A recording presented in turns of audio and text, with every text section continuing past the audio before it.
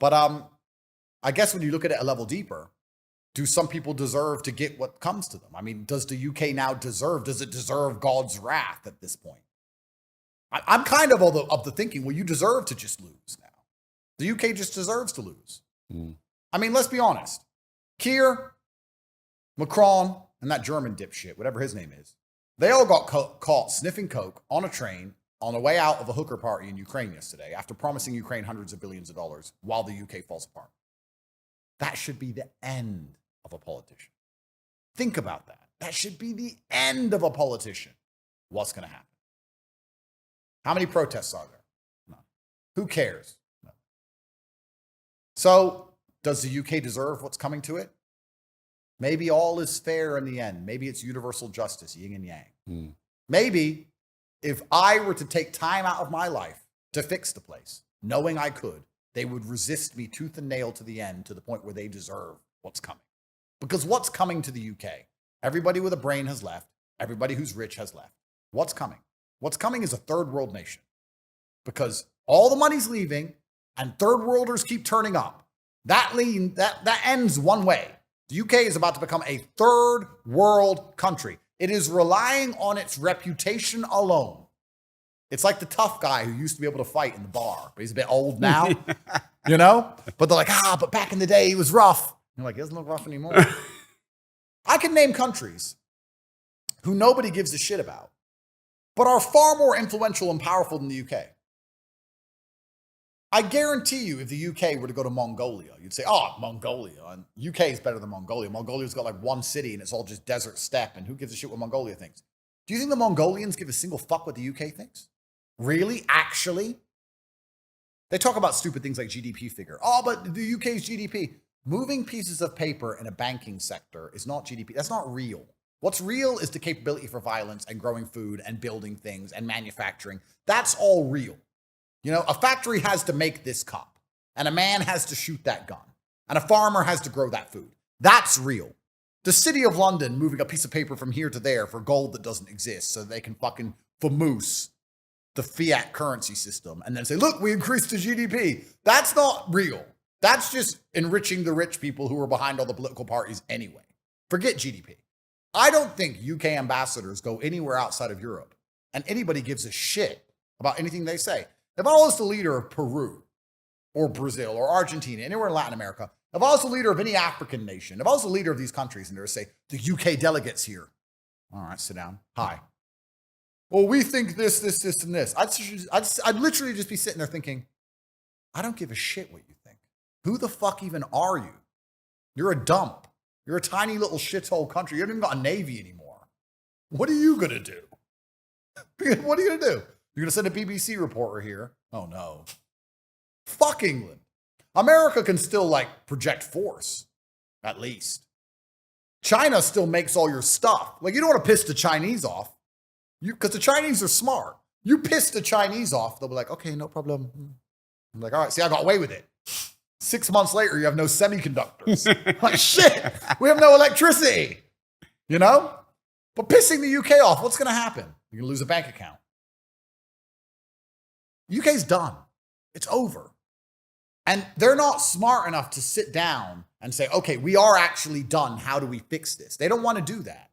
They just want to say, okay, well, let's just keep a lid on it for our few years in power. Let's go to Ukraine to snort coke and fuck hookers. Let's steal as much money as possible. We've only got a few years at it anyway. Then it's someone else's problem. And it's just kicking the bucket down the line. And the person who lives in their house, which they've worked so hard for, they've dedicated their life to paying that mortgage. They're stuck in that house, stuck amongst the crime, the drugs, the bullshit. They're fucked. I'm lucky. I'm rich. I leave. You can leave. A lot of people can't leave.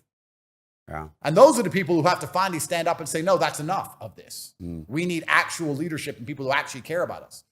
If you're a fan of my podcast, there's a high chance you're an entrepreneur or a business leader, or you want to be. And there's probably an even higher chance that you want more customers, you want better marketing and better sales, and you want relevant, useful data that can increase your profit. One of the best ways to engage new and buying customers is with an online assessment. Your potential high-paying customers fill in a short quiz, they get an immediate result, They love learning more about themselves, and this brings in sales and leads for you. I've tried to build the code and do this on my own, and it's expensive and it takes forever. And that's why I've partnered with scoreapp.com, because it's a very powerful and simple platform for you to get more leads and make more sales. And there's a special offer and discount for using my link, scoreapp.com/Rob. That's scoreapp, spelled app.com/Rob.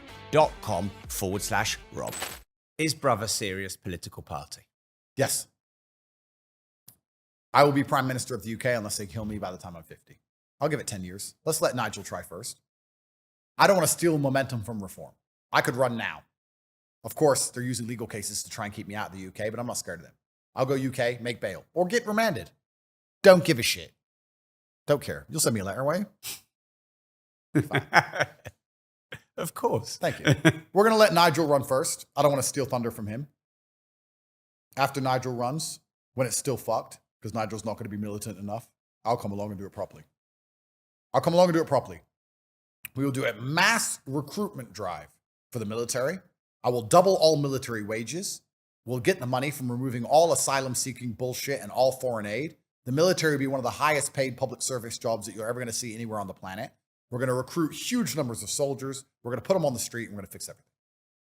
And what about entrepreneurship, business, reducing taxes, bringing millionaires and billionaires back, making it a hub again? Yeah, so it's kind of interesting to me that the UK government thinks it can adjust the tax policy and re-attract rich people because they've got it all wrong, not understanding that rich people value something more than low taxes, and that is physical safety. Rich people are not going to live in a country where their kids can't play outside. And rich people are not going to live in a country where they can't drive a nice car. And rich people are not going to live in a country where they can't wear a watch. And rich people are not going to live in a country where their house gets broken into. And rich people are not going to live in a country where they cannot have armed security and feel safe on the street. The UK is a worse place to be rich than a third world nation. Because in a third world nation, your money buys security. You hire men with AKs. You can't even do that in England. The most you can get is 2 unarmed bodyguards. If they run up on you with 10 machetes, it's over anyway. You're unsafe in England. You can leave a £10 million house in London and get robbed outside of it. It's a joke. We can fix and get rich people back for the same reason all the rich people have come here. Because here, everyone I know with money is saying, yes, I got rich, and here I can wear a watch, and I'm rich, and I want a nice watch. Very simply. We're going to put the army on the street, we're going to fix the country, and we can re-attract everybody. No problem. Forget the tax code. People don't mind paying taxes if they get what they pay for, funnily enough. Funnily enough. But nobody likes paying taxes to live in a shithole. So we have to stop it being a dump. It's a very simple process to fix. The people in charge, of course, know this. You know, I could make this podcast twice as long as it currently is and say so many more things I haven't said. But I want to just say something for people at home to try and dissect and understand. The Western world, its wealth was built on the exploitation of the second and third world. This is how we got rich. I'm not saying it's a bad thing. I'm saying it's the natural order of the universe. However, in every relationship, there's a top and a bottom, and someone gets fucked in the ass. The second and the third world were getting fucked for a very long time. Now, rich people are naturally becoming globalistic. I'm a globalist. I lived in Romania. I was American. Now I live in Dubai. Why? I have money. I can move. Rich people move around. So if rich people are becoming globalistic and can move around and can live anywhere, if their personal circumstances will always be favorable because they can live in Switzerland or the Maldives or Tokyo, and they understand that some nation must get exploited for their own personal gain, and second and third world nations are no longer exploitable or are not providing the returns they previously provided, then who do you exploit? Well, you exploit the first world nation.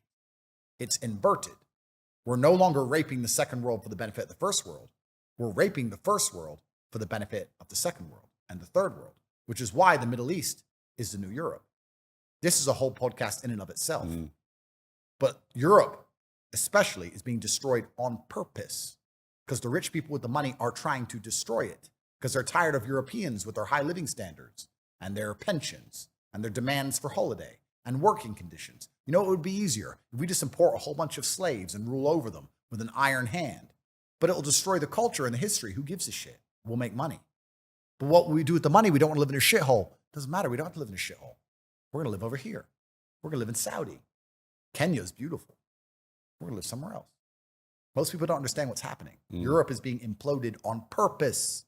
They are doing it on purpose. You do not accidentally flood your country with third worlders. You do not accidentally let crime run rampant. You do not accidentally let drugs get out of control. You do not accidentally tax all your rich people away. You do not accidentally do these things. This is purposeful.